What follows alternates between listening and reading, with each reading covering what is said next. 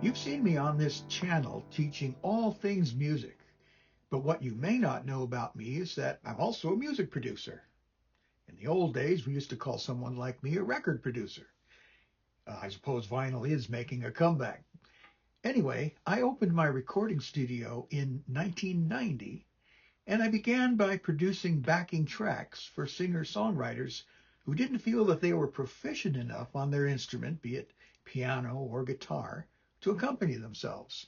So I created accompaniment tracks of their original songs for them. Eventually, I added new equipment, more equipment, and I was able to record vocals and overdub other instruments. And eventually, I was able to produce full album projects.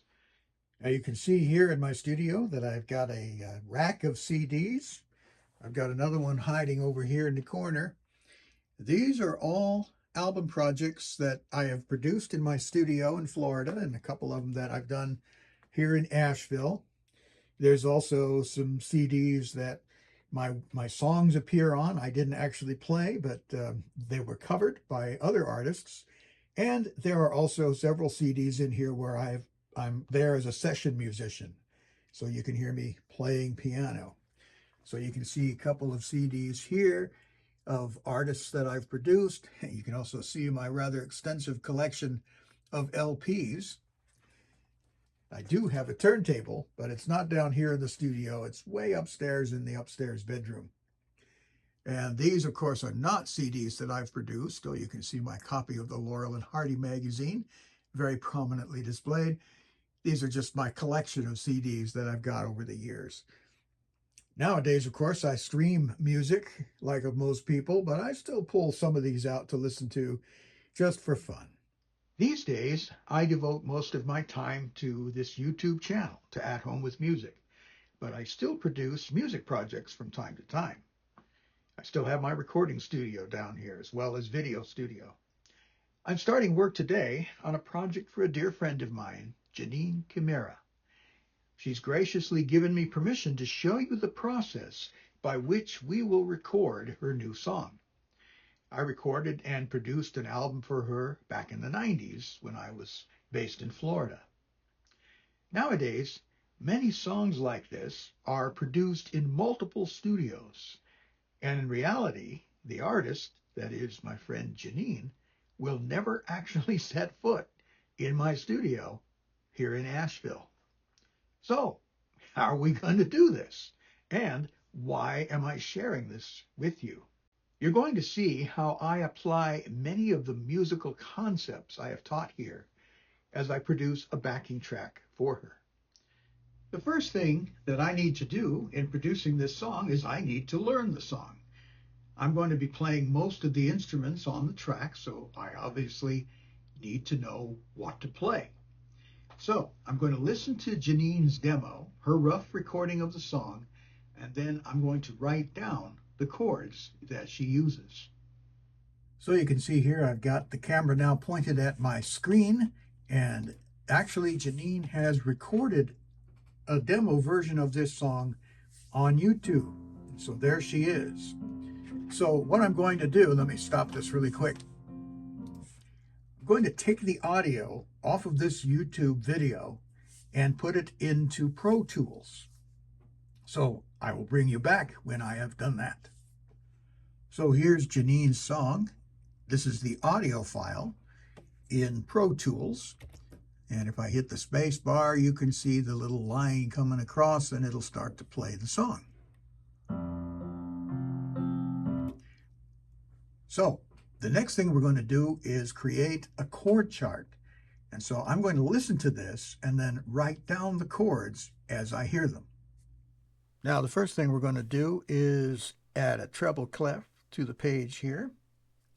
And we're going to draw in a bunch of bar lines, just to save me the trouble of having to do that later. I remember in the old days you used to be able to buy manuscript paper. There was a place in California called Alpheus Music where you could buy manuscript paper, and sometimes it would have the bar lines already drawn in like this, 4 bars to each staff. Now, after listening to the song, I already know that it's in 4/4 time. But what key are we in? Well, let's listen to the first bar of the song. I'm waiting for the cursor to get to it here. All right, that's the first chord. Now, if you don't have absolute pitch, you may not know what key we're in. Now, I happen to have absolute pitch, so I already know. But if you're not sure, I would go over here to the keyboard, and I find out that we are in the key of F major. So we have 1 flat. I'm going to put the name of the song here, which is This Little Town. All right, so we're in the key of F. We're in 4/4 time. And so what I'm going to do now is, as the song plays, I'm going to write down the chords. First chord is F, F suspension, and then another F. Each of these bars is 4 beats. Verse starts here. Here I am, lonely in this little town. Basically writing down what I'm hearing. Here I am. So far we're on 1 chord with a suspension. My world spin around. Now it may change chords here. Let's see. All right. B flat, Not really knowing C, B flat, where my life's going. pause there. It's alright. We have our F suspension again. I've walked these roads. Looks like we're back to another verse, so we're going to put a repeat sign. Sometimes in the bitter cold. 1, 2, 3, 4. Darkened skies. Oh, how I wish the time would fly. Next chord should be B flat. It is. Fly to when the sun again would 3, shine. 4. Fly to when I What? think And she I pauses here. find That's the little diamond. it's alright. There's sort of a slight retard there. All right, so what's happening here? This is now ending 1. And then she doesn't go back to the F suspension. She stays on F. And so this becomes the second ending. But it's alright. Okay, I think we're back here again. Now we're into the second ending. 2, 3, and D minor. Back home, but it's not here. I'm finding my way, but nothing is clear. B flat, Maybe that home is A suspension, just and then a way A7. to be. I'm going to stop right there because what she does, she plays the A suspended, and then A7, she stops. And so we have 2 beats there. And now it continues on. I'm going to back it up just a little bit. Whoop, a little bit more. Oh, a little bit more. Just a way to be. I think she meant to play D minor there. G7 to B flat. Maybe it found me. 2, 3, retard. And here I am. Now we're back into another verse. I'm just going to keep writing it. New friends F, all around. F suspended.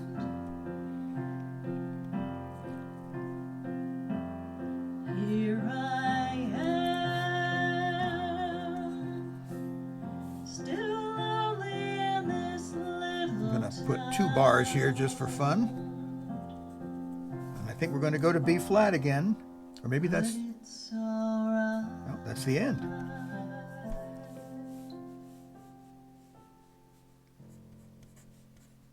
And we have made it to the end of the song. So, there is the chord chart for this little town. Now, you may be wondering, how was I able to do that? How was I able to write down this chord chart so quickly? Well, let me share with you some of the tools that I used. Now, obviously, I've done this countless times in my career as a record producer. I should also add that for me, producing a recording included arranging, performing, and of course, writing down the chords and so forth. But there are a few basic music theory concepts that help me do this in real time. I could write it down as I heard it.